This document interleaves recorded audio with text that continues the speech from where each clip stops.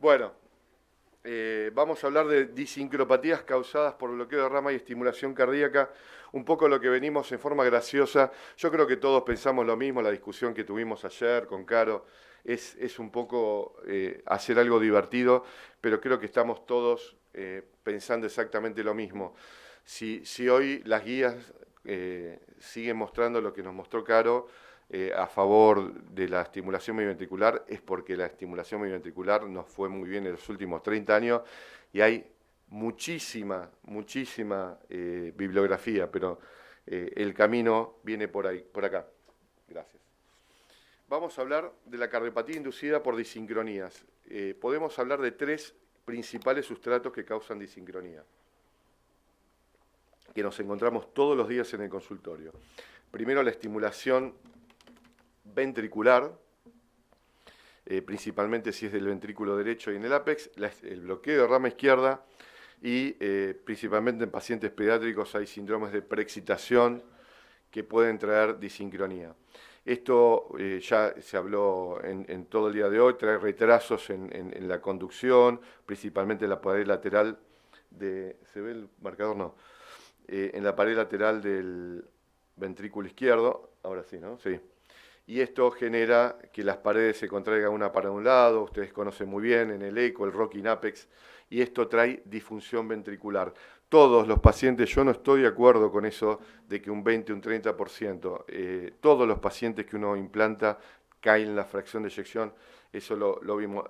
El tema muchas veces, el paciente se muere antes de cáncer de colon y no vive para contar la insuficiencia cardíaca, pero no vi ningún paciente que uno le implante un marcapasos en el ápice del ventrículo derecho y preserve la fracción de eyección y la sincronía.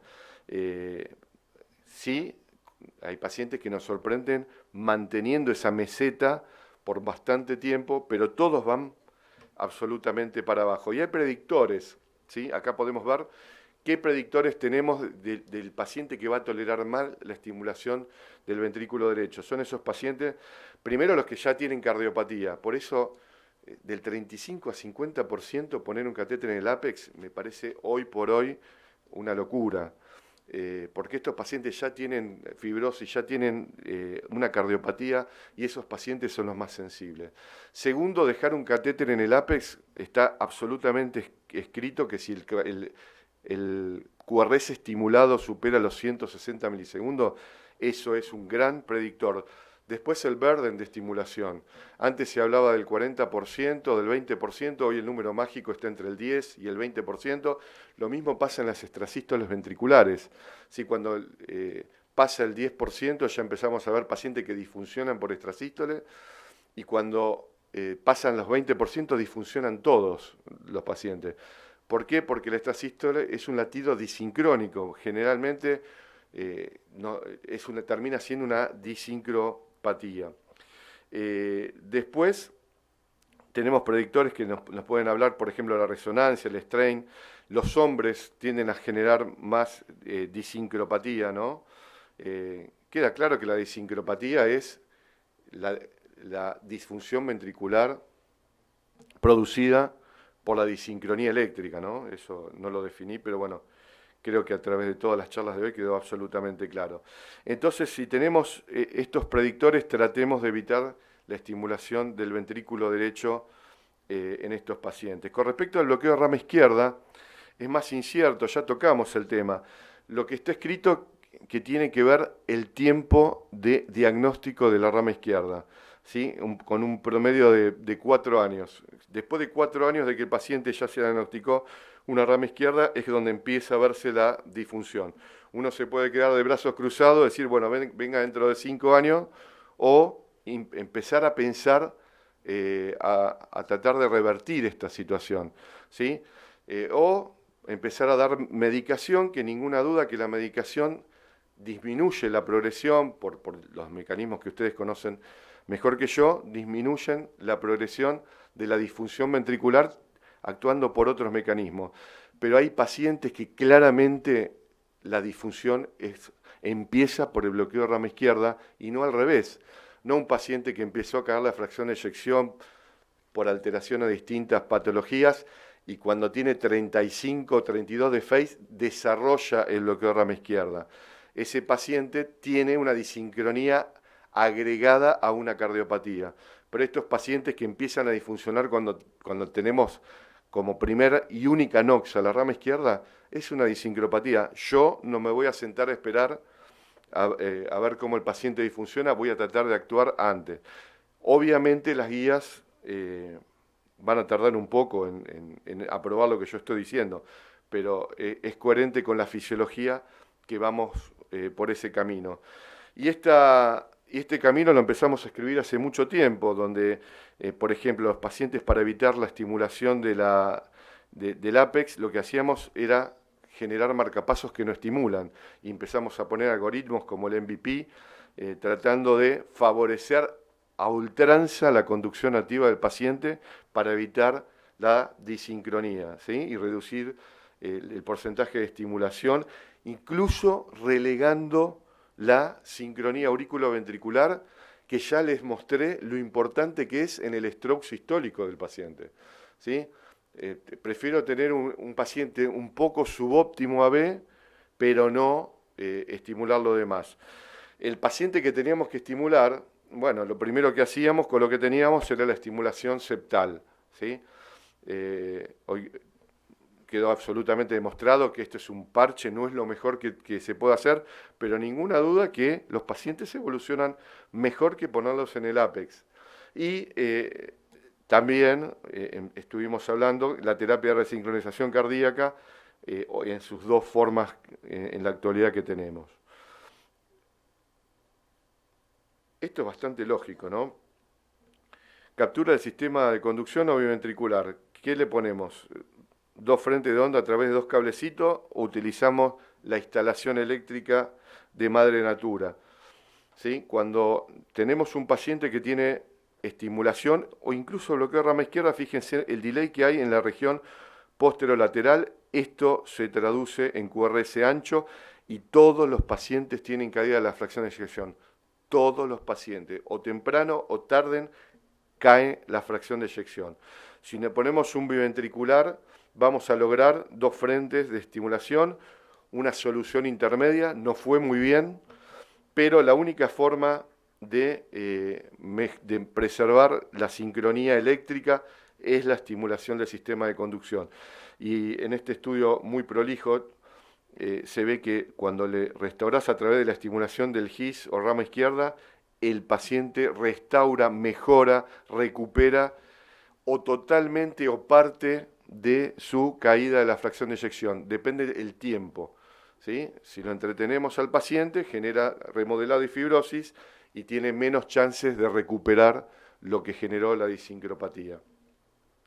Esto ya lo archihablamos, así que lo paso. Vamos a mostrar un caso clínico. Fíjense este paciente, un paciente pediátrico que se le puso un marcapasos epicárdico y cuando evolucionó le pusieron un marcapasos BBI, vino a los 22 años con un bloqueo de congénito y catéter roto, ¿sí? Fíjense que tenía problemas en sus accesos venosos, tuvimos que hacer una venoplastía y decidimos ponerle un conduction system pacing. Intentamos hacer un GIS porque nosotros generalmente a estos pacientes intentamos GIS. El umbral nos quedó muy alto, como quedan la mitad de los pacientes con GIS, y en el mismo momento decidimos implantarle un rama izquierda. Acá, para que vean que también uso el Biotronic, acá pusimos el catéter, penetramos perfectamente el septum, el umbral fue excelente. Fíjense la expectativa de sobrevida del dispositivo, 12 años en modo BDD, y fíjense el QRS. Es difícil entender que este paciente tiene marcapasos, el Syncromax me da una sincronía perfecta, fíjense, el azul es la pared septal, el rojo es la pared lateral. Ninguna duda que esto es una solución para este paciente. Acá tienen el electrocardiograma, el paciente preservó su fracción de eyección, tenía 55 y terminó con 55 de fracción de eyección. Obviamente que a este paciente le puedo poner un marcapasos convencional, pero ninguna duda que eso va a ser deleterio en los años sucesivos del paciente. Yo, en nuestro equipo, lo que hacemos, si el paciente tiene una expectativa de no estimulación, como en la enfermedad del nódulo o un bloqueo paroxístico, principalmente en un anciano, es la única indicación que hoy por hoy en mi equipo ponemos un marcapasos convencional. Si espero tener más del 20% de estimulación con cualquier grado de bloqueo, elegimos Conduction System Pacing, más allá de su nivel de evidencia. Y si tengo caída de la fracción de eyección, ninguna duda que voy directamente a Conduction System Pacing. Por más que, como bien nos mostró, el nivel de evidencia es 2B, nivel de evidencia B. Pero pongámonos a pensar por qué el nivel de evidencia es tan bajo. Tuve la oportunidad de participar en la generación de esta guía, ¿sí? Y me costó muchísimo. Ellos, si no tienen absolutamente todo documentado, prefieren empezar a tener un escalón muy para abajo. Así que siempre las guías están entre 5 y 10 años atrasados a la evidencia que estamos viviendo en el día a día. Esto nos pasa en absolutamente todas las patologías. Y fíjense los estudios de His-Bundle Pacing versus estimulación derecha, son todos estudios pequeños, observacionales. De alguna manera, estos estudios sirven para plantear hipótesis más que conclusiones, pero van todos para el mismo lado. Fíjense los cambios de la fracción de eyección. Si ustedes le ponen un right ventricular pace, todos los estudios muestran que cae la fracción de eyección. Y todos los estudios que ustedes le ponen un HIS o un rama izquierda preservan su fracción de eyección. Entonces, si ustedes quieren preservar la fracción de eyección de sus pacientes, la única opción es la estimulación del sistema de conducción. Lo digan o no lo aprueben las guías por el momento. La mortalidad no le dio en estos pacientes con función conservada, hay una tendencia no significativa, pero sí la hospitalización por insuficiencia cardíaca, incluso también la carga de fibrilación auricular. Con respecto a los pacientes que tienen bloqueo de rama izquierda, la terapia de resincronización con cualquiera de las dos le va a ir bien. Este es el paciente que no se le puede escapar. El paciente que tiene un rama izquierda fascicular con Strauss positivo, más de 150 milisegundos, más si tiene una miocardiopatía dilatada no isquémica, ese paciente es respondedor, súper respondedor o respondedor. Este paciente no hay que entretenerlo, este paciente se tiene que derivar inmediatamente al electrofisiólogo porque le va a ir bien. Eso que hablamos de no respondedores, 30-50%, es porque en la terapia ponemos una bolsa de gatos y le ponemos resincronizadores a muchos pacientes que del vamos, su principal noxa no es la disincronía. Este paciente que tiene la disincronía, este paciente le va a ir bien seguro si se le puede poner un resincronizador bien puesto. Este es el que no se nos puede escapar en el consultorio, ¿sí? En cambio, después hay alteraciones de la conducción intraventricular o bloqueo de rama derecha, que obviamente esos pacientes, su disfunción ventricular muchas veces no tiene que ver con la disincropatía y la terapia de resincronizador tiene resultados más magros. Pero cuando es disincropatía, a los pacientes les va bien. Fíjense ustedes que en las guías del 2016, cuando se cambiaron y seguimos utilizando prácticamente las mismas, utilizamos la fracción de eyección, el bloqueo de rama izquierda, tiene que ser sintomático. Si tienen clase funcional 1, como les dije, mándelo con Merz con sal y que venga en funcional 2. Y este es el paciente, estas guías no han sido cambiadas desde el 2016 y la indicación es poner un implante biventricular, como bien mostramos. Pero tenemos todos estos problemas, ¿no? La anatomía, la captura frénica, el alto umbral, el desplazamiento, 30% no respondedores cuando nos encontramos con estos problemas. Vamos a un caso clínico de un típico paciente con bloqueo de rama izquierda, con criterio de Strauss positivo, ¿sí? Una miocardiopatía no isquémica. Estos pacientes, como dijimos y repasamos ya las guías, lo que hay que poner es un biventricular. Eso es lo que intentamos hacer, no fue mal, fue fallido, y utilizamos left bundle de rescate. Acá ven ustedes, acá usé de Medtronic, ¿sí? Acá pusimos un equipo de rama izquierda, fíjese que está bien penetrado, lo que necesitaba, y quedó un QRS de 12 milisegundos con LVAT de 80 milisegundos. Fíjense el QRS antes y después, el paciente super responde, normalizó la fracción de eyección a los 3 meses de colocado. Fíjense en B6, la R bien picuda, bien pegada a la espiga, ¿sí? Realmente quedó muy bien. Esto ya lo voy a pasar porque ya fue repasado, ¿sí? Todos los estudios que comparan GIS con biventricular, todos muestran lo mismo. Tienen mejor QRS, mejor recuperación de la fracción de eyección, tienen menos hospitalización por insuficiencia cardíaca. Fíjense acá, Conduction System Pacing versus biventricular. Este es un metaanálisis. Todos los porotos están del mismo lado. La evidencia es contundente. No hay un estudio que se escape de esta tendencia. Por eso decimos que es cuestión de tiempo, porque toda la evidencia está alineada. Fíjense, reducción de riesgo del 48% en el metaanálisis de hospitalización por insuficiencia cardíaca solamente por utilizar un método frente a otro de resincronización. Está demostrado la reducción de la internación, la reducción de carga de fibrilación auricular, mejor QRS más angosto, mejor clase funcional, son procedimientos más cortos con menos cantidad de rayos. Los umbrales de rama izquierda son mejores que los biventriculares y además el equipo es más barato, ¿sí? Porque con un marcapasos, con el dispositivo con 2 enchufes, que sale la mitad de un resincronizador, podemos tener una terapia mejor. Eso también favorece el desarrollo de esta terapia, ¿sí? Como siempre digo, es buena, bonita y barata, las 3B. Para finalizar, me quedan 2 minutos, le voy a mostrar el algoritmo que hacemos en nuestro equipo. No sé por qué no avanza.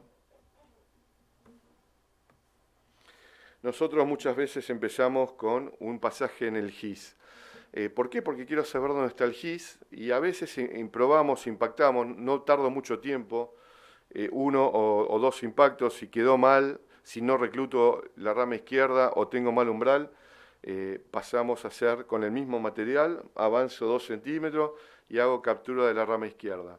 Si queda una rama izquierda impecable, linda, se terminó todo. Si me queda septal profundo, bueno, pienso capaz que le puedo agregar un ventrículo izquierdo, hacer un LOT o un hot CRT. Si voy sumando esta terapéutica, si no me gustó cómo quedó, directamente voy a un biventricular clásico. Si mido bien todos los parámetros en el biventricular y después tomo mi tiempo para reprogramar.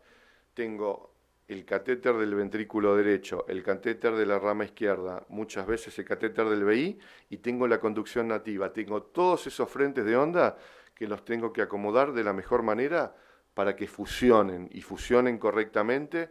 ¿Sí? Nosotros usamos Syncromax porque nos facilita la tarea, pero se puede hacer perfectamente con electrocardiograma de superficie. Pero hay que reprogramar estos dispositivos y esa es una tarea bastante compleja y lleva tiempo y los invito a que realmente lo hagan porque cambia el resultado de la terapia. Bien, para llevar a casa la estimulación derecha, principalmente del ápex, siempre genera disincronía y caída progresiva de la fracción de eyección. La terapia de resincronización, ¿sí?, preserva la fracción de eyección, principalmente Conduction System Pacing. La resincronización cardíaca mejora los síntomas y mejora la sobrevida. Por eso no es lo mismo, no es que si el paciente se siente bien, tiene clase funcional 1, no tengo que hacer nada, porque ese paciente le doy medicamentos por más que se sienta mal. ¿Por qué? Porque tengo que mejorar el remodelado. Y ninguna duda que estos pacientes mejoran el remodelado, ¿sí?, actuando sobre la noxa que lo genera, que es la disincronía. Por el momento, la estimulación biventricular sigue siendo el gold standard en las guías y lo ponen como primera elección, pero sí tenemos que tener preparado el plan B, Conduction System Pacing, ¿sí? Y hoy por hoy, con Dyson Center Pacing son técnicas absolutamente indiscutidas. Por eso estamos hoy acá reunidos, viendo todas sus bondades. Así que, bueno, con esto termino. Muchísimas gracias.